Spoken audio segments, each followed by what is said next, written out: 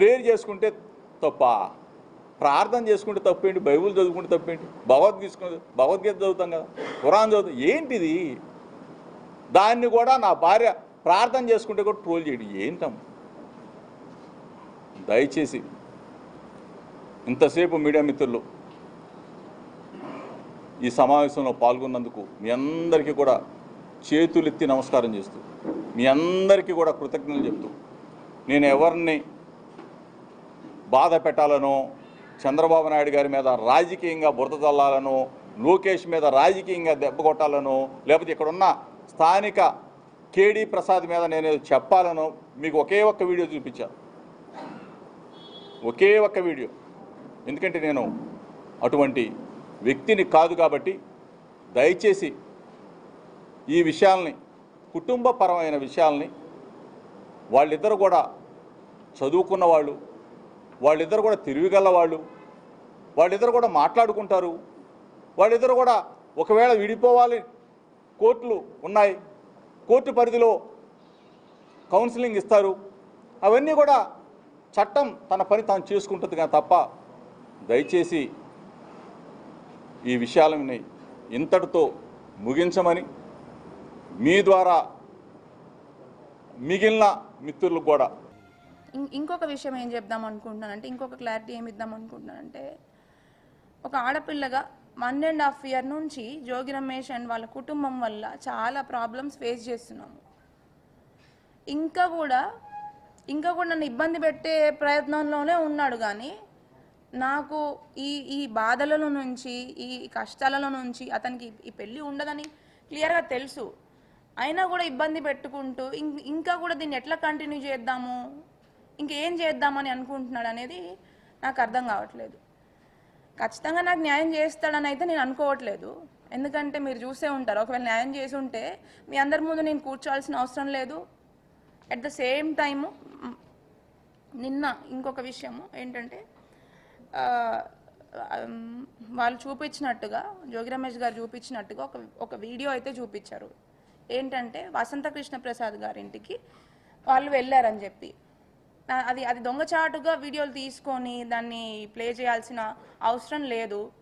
ఎందుకంటే నన్ను అడిగితే నేనే చెప్పేదాన్ని, నువ్వు వెళ్ళావా అమ్మా అని. అంటే అవును వెళ్ళాననే చెప్తాను, న్యాయం కోసం వెళ్ళాను. ఆయన న్యాయం చేసి ఉంటే, ఆయనే సెట్ చేసి ఉంటే కరెక్ట్గా, అన్యాయం చేయకుండా నాకు, నేను ఎందుకు వెళ్తాను? వసంత కృష్ణ ప్రసాద్ గారి దగ్గరికి వెళ్ళాను, దానికి ముందు కూడా ఇంకొకసారి వెళ్ళాను.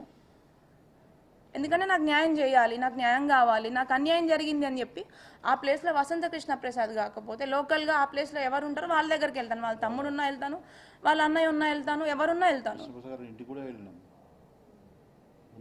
అదేవిధంగా ఆయన ఇంకా నాకు ఎంతో రెస్పెక్ట్ ఇచ్చి, అమ్మ ఇక్కడ ఆడపిల్లవి కాబట్టి నువ్వు ఇక్కడ ఎంతోమంది ఉంటారు, మనం ఇంటి దగ్గర కూర్చొని మనం మాట్లాడుకుందాము, దీన్ని నువ్వు వీలైనంత తొందరలో బయటపడాలమ్మా, నువ్వు ఇంకా ఈ కోర్టులు కేసులు అనుకుంటూ నీకు న్యాయం కావాలి అని చెప్పి ఇట్లా నువ్వు ఫైట్ చేయాలి అనుకుంటే ఖచ్చితంగా ఇది చాలా టైం టేకింగ్ ప్రాసెస్. నువ్వు తొందరగా సెట్ చేసుకొని నువ్వు ఇంకొక లైఫ్ని స్టార్ట్ చేసుకోవాలి అని చెప్పి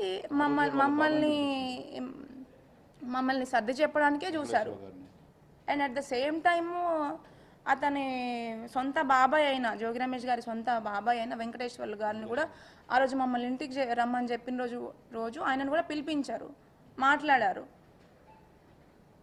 ఇది పాప ఇంత ఇబ్బంది పడుతుంది, అమ్మాయి తప్పేం లేదు, చూడండి అమ్మాయి దగ్గర ఎవిడెన్స్ కూడా ఉంది, ఒకసారి మీరు ఏ రకంగా మరి ఇంటి పెద్దగా పిలిపించి మాట్లాడారు.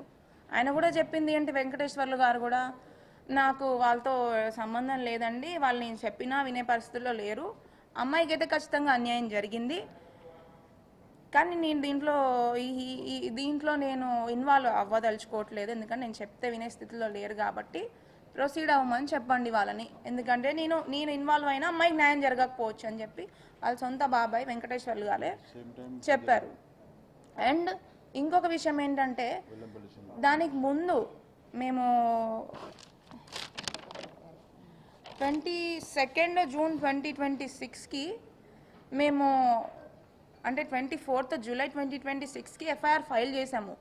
బట్ 22 జూలై 2026 1 మంత్ ముందు మేము సిపి గారి దగ్గర ఇదే విషయాన్ని ఇదే ఎఫ్ఐఆర్ తీసుకొని కంప్లైంట్ ఇచ్చాము.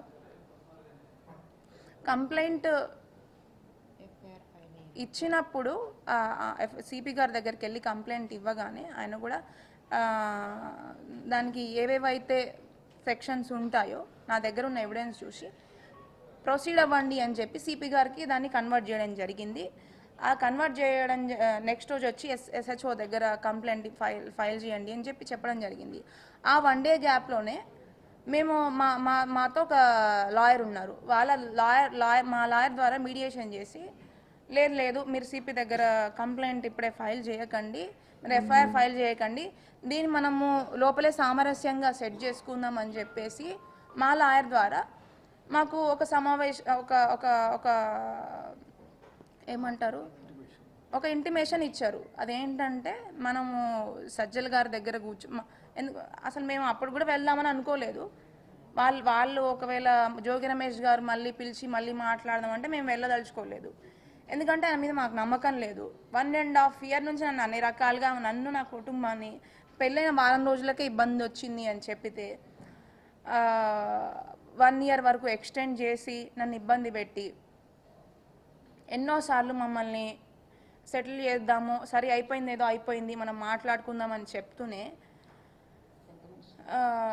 పెద్ద మనుషులు లాయర్లని వాళ్ళందరినీ మధ్యలో పెట్టుకొని మాట్లాడతామని చెప్తూనే ఆయన ఈ 1 year గ్యాప్లో అతనికి ట్రీట్మెంట్ ఇప్పిస్తాము, అతనికి ఇంకొక 4 months జైలుకి వెళ్ళడం ఇదంతా జరిగింది.